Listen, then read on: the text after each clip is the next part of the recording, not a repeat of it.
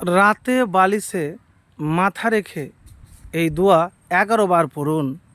জীবনে কখনো ঘরে টাকা পয়সার অভাব হবে না। প্রিয় ভাই, আপনি হয়তো ইনকাম করছেন, রোজগার করছেন, কিন্তু ইনকাম রোজগার করার পরেও আপনার অভাব দূর হয় না। হয়তো টাকা পয়সার খুব অভাব, অনেক দোয়াও করছেন, কিন্তু কোনোভাবেই লাভ হয় না। প্রিয় ভাই, আজকে যে আমলের কথা বলবো, আমার কোনো ব্যক্তিগত কোনো আমলের কথা বলবো না। আমি এতটুকুন আপনাকে বলবো যে যখন আপনি ঘুমাতে যাবেন, আর ঘুমাতে যাওয়ার সময়তে উজু করে নেবেন আগে। আর উজু করার পরে আপনি যে কাজটি করবেন সেটি হলো, প্রথমে সূরা নাস 3 বার, সূরা ফালাক 3 বার, সূরা ইখলাস 3 বার, তারপরে সূরা ফাতিহা একবার, সূরা ফাতিহা একবার। যখন বলা হয়ে যাবে, এরপরে আপনি সুবহান আল্লাহ 33 বার, আলহামদুলিল্লাহ 33 বার, আল্লাহু আকবার 34 বার। তারপরে আপনি কি করবেন, আয়াতুল কুরসি একবার পড়ে আপনি শরীরে ফুঁ দিয়ে দিবেন। প্রিয় ভাই, এবারে আমি আপনাকে বলবো যে বালিশে মাথা রেখে 11 বার পাঠ করার কথা বলেছি, এটা আপনি বেশিও পাঠ করতে পারেন। তো কি 11 বার পাঠ করবেন, তার আগে আমি হাদিসটি আপনাদেরকে বলবো।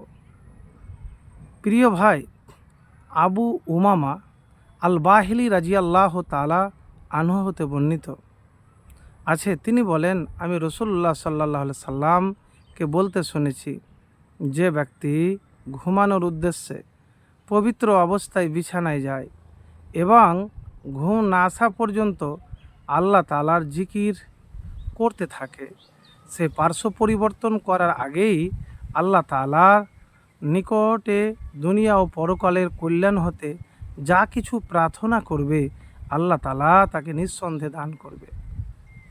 এই হাদিসটি রয়েছে তিরমিজি শরীফের হাদিস। তো প্রিয় ভাই, এতটুকুন বলবো আমি, এটি মিশকাত শরীফেরও হাদিস। তো কল্যাণ মানে আপনার উদ্দেশ্যটাও ভালো হতে হবে। এবারে বলবেন কোন জিকির, ধরেন আপনি ঘুমাচ্ছেন, বিছানায় আছেন, ঘুম আসে না আপনার, আপনি কি করবেন? ওই সময়তে টেনশন করবেন, চিন্তা করবেন, অনেক চিন্তা, আপনার চিন্তা দূরই হয় না। তো আপনি সেই চিন্তাকে বাদ দিয়ে শুধু খালি বলবেন, দুইটি জিকিরের কথা বলবো, দুইটি পাওয়ারফুল জিকির। একটি হলো লা ইলাহা ইল্লাল্লাহ, লা ইলাহা ইল্লাল্লাহ, লা ইলাহা ইল্লাল্লাহ। ব্যাস এতটুকুন আপনি পাঠ করবেন। দ্বিতীয়, লা হাওলা ওয়ালা কুওয়াতা ইল্লা বিল্লাহ, লা হাওলা ওয়ালা কুওয়াতা ইল্লা বিল্লাহ, লা হাওলা ওয়ালা কুওয়াতা ইল্লা বিল্লাহ। যতক্ষণ পর্যন্ত আপনার ঘুম না আসবে ততক্ষণ পর্যন্ত পাঠ করেই যাবেন। হাদিসের শেষ অংশটা কি জানেন? যে ঘুম না আসা পর্যন্ত আল্লাহ তাআলার জিকির করতে থাকে, সে পার্শ্ব পরিবর্তন করার আগেই আল্লাহ তাআলার নিকটে দুনিয়া ও পরকালের কল্যাণ হতে যা কিছু প্রার্থনা করবে, আল্লাহ তাআলা তাকে নিঃসন্দেহে তা দান করবেন। তো প্রিয় ভাই, এতটুকুন আপনাকে বলবো, দেখেন, জিকির করতে করতে ঘুমিয়ে পড়ুন। আর আল্লাহর কাছে যদি সাহায্য চান, তাহলে মানুষের সাহায্যর দরকার পড়বে না।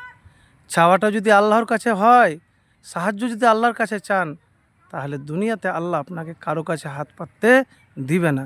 তো তার জন্য আপনাকে যে কাজটি করতে হবে সেটি জিকির, আর তার আগে আপনাকে মুমিন মুত্তাকি পরিপূর্ণ হতে হবে।